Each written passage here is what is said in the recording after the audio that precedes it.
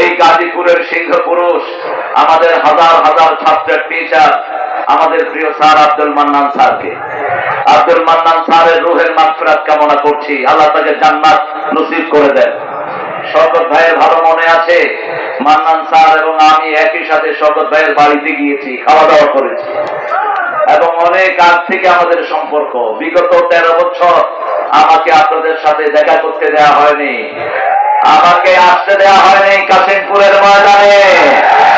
আল্লাহ এখন চিরস্থায়ী ভাবে তাদেরকে এখান থেকে বিতাড়িত করেছে।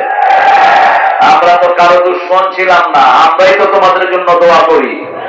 তোমরা কেন আমাদেরকে দুশ্মন বানিয়েছো? তোমরা শত্রুও ছিল না, বন্ধুও ছিল না। যারা তোমাদের চির দুশ্মন তাদেরকে তোমরা বন্ধু বানিয়েছো, ঠিক না? আমরা আজকের সব প্রধান অতিথি আমার অত্যন্ত সম্মানের, স্নেহের, ভালোবাসার মানুষ, যিনি আমাকে আগে থেকেই ভালোবাসেন, শওকত ভাই। ওনার বাসায় আমি বহুবার গিয়েছি, নতুন বাসা করেছেন, ঘুরে ঘুরে আমাকে দেখিয়েছেন, আরো প্রায় 15 বছর আগের কথা। তো এই 15 বছর শওকত ভাইয়ের উপর দিয়ে বিপদ বোধহয় একটুও যায়নি। মামলা কয়টা ছিল? 31টা মামলা, 31। এখন ওই ওনার বিরুদ্ধে কয়টা মামলা দেওয়া দরকার? আল্লাহ, আল্লাহ তুমি তাকে তোমার জিম্মায় নিয়ে নাও। আল্লাহ যেই আচরণ জনগণের সাথে করেছে সেই আচরণ তুমি তার সাথে করে দিও। আমরা বেশি কিছু বলবো না। আমার বহু শ্রমিকের বুক খালি করেছে এই বেয়াদব, আমার বহু সন্তানের মাকে দুনিয়া থেকে বিদায় করেছে, বহু শিশুকে মায়ের করে হত্যা করেছে বেয়াদব। আমরা একজনের কাছে বিচার চাই, তিনি কে? শওকত ভাই সহ আমি খুব মনে করছি পিন্টুকে আমি খুব স্নেহ করতাম। এত বেশি নামাজি, এত বেশি ভদ্র ব্যবহারের মানুষ খুব কমই পাওয়া যায়।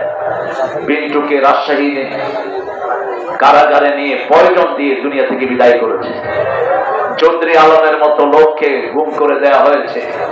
ইলিয়াস আলী খান এক সিংহ পুরুষ, ইলিয়াস আলী, ঢাকা ভার্সিটিতে আমরা একই সাথে পড়তাম, তিনি আমার সিনিয়র ছিলেন, তারও কোনো হদিস নেই।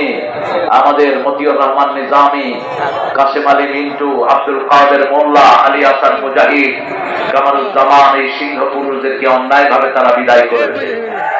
আমরা একজনের কাছে বিচার চাই, তিনি কে? আমার আগে কথা বলেছে সাইদুল ইসলাম সাইদ। চিল্লেটা কম, মানুষ চিল্লাতে বেশি, তুমি কেন? আলোচকরা বুঝে না, নিজেরা চিল্লাতে চিল্লাতে গলা ভাঙিয়ে ফেলে। আমরা কম চিল্লাবো, আমার মানুষই তো আছে, লক্ষ লক্ষ মানুষ। ওরা একটু হা করলেই তো অনেক আওয়াজ হয়ে যাবে। একটু আল্লাহু আকবার বলেন। যত শ্রমিক আজকে এসেছে, আল্লাহ সব শ্রমিককে সাইয়েদনা বেলালের মতো জান্নাতবাসী করে দেয়। এত কষ্ট করে এরা শ্রম দেয়, এদের পয়সা দেয় না শয়তানেরা। ওই যে এক দরবেশ পয়সা দেয় নাই, এখন কোথায়? এখন কোথায়? ওর 60,000 শ্রমিক রাস্তা ব্লক করেছে, এদের 2 মাসের বেতন বাকি। কয় মাসের? 2 মাসের বেতন বাকি। এরপরেও তো সন্তোষজনক বেতন দেয় না। যার বেশি পাওয়ার কথা সে পায় কম, যার পাওয়ার কথা কম সে পায় বেশি। যেগুলো শ্রম দেয় না, এসিতে বসে বসে হাওয়া খায়, কাম করে, তার ন্যূনতম পয়সা তো শয়তানেরা দেয় না। বৈষম্য এক জায়গায় না, সবচেয়ে বড় বৈষম্য হল শ্রমিকদের উপরে।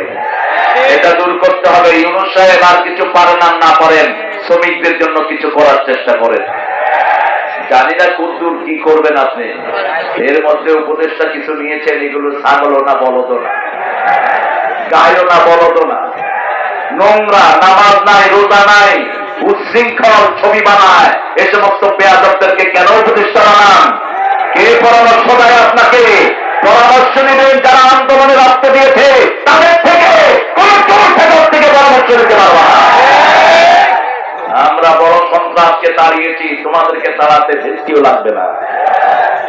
উল্টা পাল্টা উপদেষ্টা দিবে না। আমরা আল্লাহর দিকে তাকিয়ে ধৈর্য ধারণ করি, ঠিক কিনা? সাইদের সুন্দর কথা আল্লাহ আমাদের কেমন করার তৌফিক দান করে।